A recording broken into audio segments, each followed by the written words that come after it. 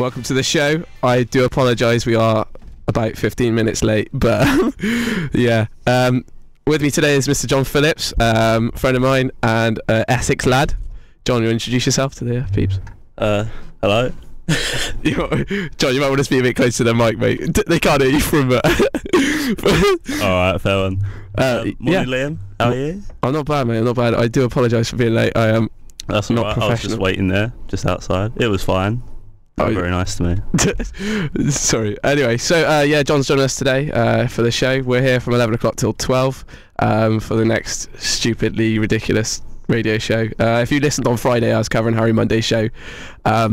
Subjects that were discussed were fallacies and cheerleaders and a few other things that I probably shouldn't repeat. But it was a good show and it was a bit nuts. I do apologise if it did offend you at all. I hope you enjoyed it though. This show is a bit more sedate today, probably because I haven't prepared one thing at all and overslept a little bit. And two, yeah, I don't know what number two is, but we hope you have fun. I spoke to John a minute ago. I usually have someone do the news for me, so I asked John to look at a few news stories. He's got a few, and one of them is ridiculous. Well, a few of them are ridiculous. So, John, what sort of new stuff have you heard recently? The one thing that caught my eye is that Italy now have their own official burger. It's by McDonald's. It's called the McItaly. What's the contents of the McItaly? I think it's Italian beef, some special Italian cheese and artichokes. While it's not that special, it's actually kicked off a massive row in Italy between all the food critics and the government. And yeah, there's been terms thrown around like Stalinist, fascist over a hamburger. God, well, this is free publicity, I guess. Yeah. So I think the Italian government will be very pleased. Good God. But yeah, so this is Silvio Berlusconi has said this is my official hamburger. Pretty much. Okay, well, we got a text through. I just got a text through, and Harry Monday's on board. Harry Monday, welcome to the show. I want to apologise publicly on air to Harry Monday for the show that I covered for him on Friday. It was atrocious. I blame Toby Dale. Anyway, any other news stories? John? Well, of course, there was a Super Bowl last night. Oh yeah, Super Bowl last night was everyone. If you were watching the Super Bowl last night, you can Twitter in and tell us your experience at Nerve Radio on Twitter.com. Yeah, John. Sorry, Karen. Yeah, I must admit I did fall asleep halfway through and have to look up the result when I woke up this morning. But I did thoroughly enjoy it, and the main highlight for me was the fact that Sky had Darren Anderton doing punditry on the Super Bowl. Jesus. Unfortunately, Darren's packed on a few pounds, but you know, we still love you, Darren. What actual what relevance has Darren Anderton got to American football? Has he got any relevance? Has he played? What is he just cheap? I mean, was he strolling through? Where is? Yeah, I think Darren Anderton was just strolling past the Sky Studios, and they were like, Darren, come in. I remember last night on the BBC, I watched the BBC's coverage for a couple of minutes, and one of the descriptions was, I think it was, they described it as I think it was like ballerinas, but elephants trying to do ballet or something, which is ridiculous. It was shocking. It was really funny just watching the BBC trying to scrape together some sort of coverage on the event, like anyone gave a crap really. But yeah, it was funny. It was, to be honest, the game was awful. I found personally. I thought it was like a big game of chess. But if you liked it, get in touch, tell us why you liked it and what the hype was about, because everyone seemed to be talking about it on Facebook and stuff. So yeah, get in touch at Nerve Radio. We're going to play a song now. Yeah, and we're back in a minute.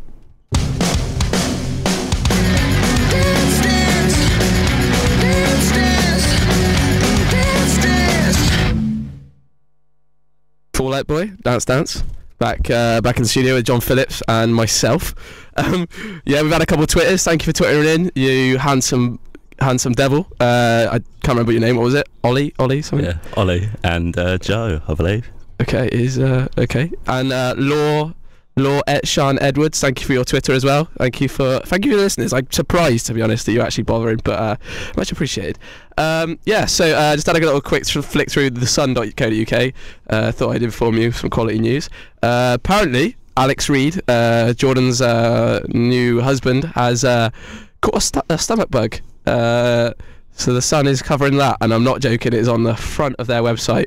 The headline is hang on, something like it's like Delhi Belly Alex Reid or some ridiculous headline. So that's good to know.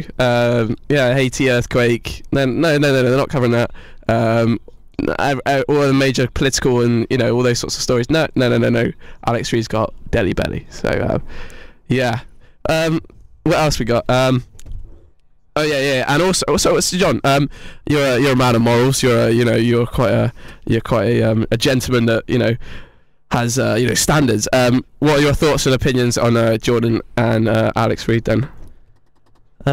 Well, if they're doing it because they're in love, then good luck to them. But I did notice on the BBC website the other day a quote from their joint publicist saying that the wedding wasn't part of any pre-contrived media plan and wasn't for publicity gains. It was just simply because they love each other, which I think is very sweet. But why did they go to Vegas? I mean, would you ever get married in Vegas unless it was a bit, I don't know, shoddy? I wouldn't. I don't know. It's up to you. I don't know. Be a story for the grandkids. God. All right. Well, we're gonna play another song. I'll be back in a minute. A bit more news, a bit more nonsense. I'll see you in a second. Turn it up. Dad, come on.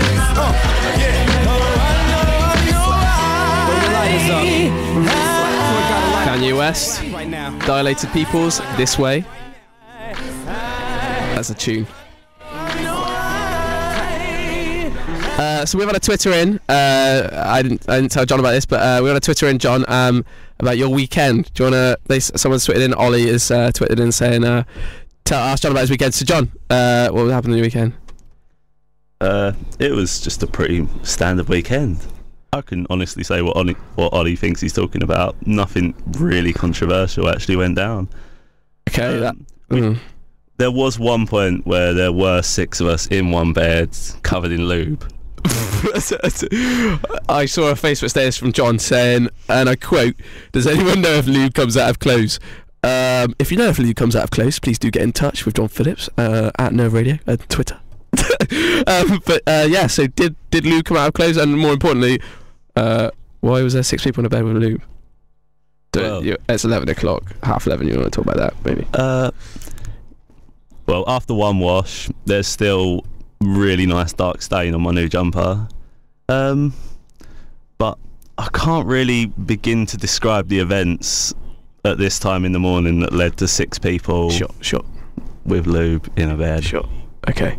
Well, talking about immoral stuff, you may have heard over the weekend or end of last week that John Terry was sacked as England captain. I'm not sure about this one. So, John, what's your opinion on this? Should John Terry have stayed as England captain, even though after obviously cheating with his friend's missus? What's your opinion on this? To be fair, Liam, I think Fabio Capello was right to sack him as England captain, as at the end of the day, all of the players are representatives of our country, and especially him as the captain. So I don't think... do you really want someone who's playing away from home with his teammates' missus? I like what you did there. Yeah. Okay, that's fair enough. I mean, I'm kind of... I hate to admit it, I'm not sure I agree that they should have sacked him. That's controversial, I know, and it's pretty much me... Is the word condoning? I think that's the word, isn't it? Like, agreeing with him cheating. I don't agree with that at all. But, I don't know, there's... It's been... I'm sure that a lot of the players... I read somewhere, and this is probably The Sun. It's pretty much where I get all my news and information from, but the Sun said that, they interviewed, like, some players, and they said a lot of it happens. So, I mean... Is he being made an example of? Probably not. But I don't know. It just seems a little bit like, poor lad. He's messed up. Hopefully he can learn his lesson. But look at here it goes again. Like a couple of months before the World Cup, and the press are kicking up a storm, which is brilliant, which is really nice. I hope the team's all right. I mean. God, this is getting me emotional now. Tissue, Liam.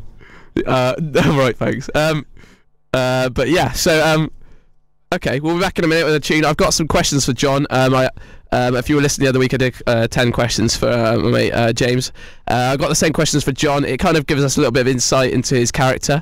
This boy is an Essex lad through and through, and yeah. So stick around. The questions will be coming up in a minute. They will be delving deep into this Essex extraordinaire. So we'll see you in a second.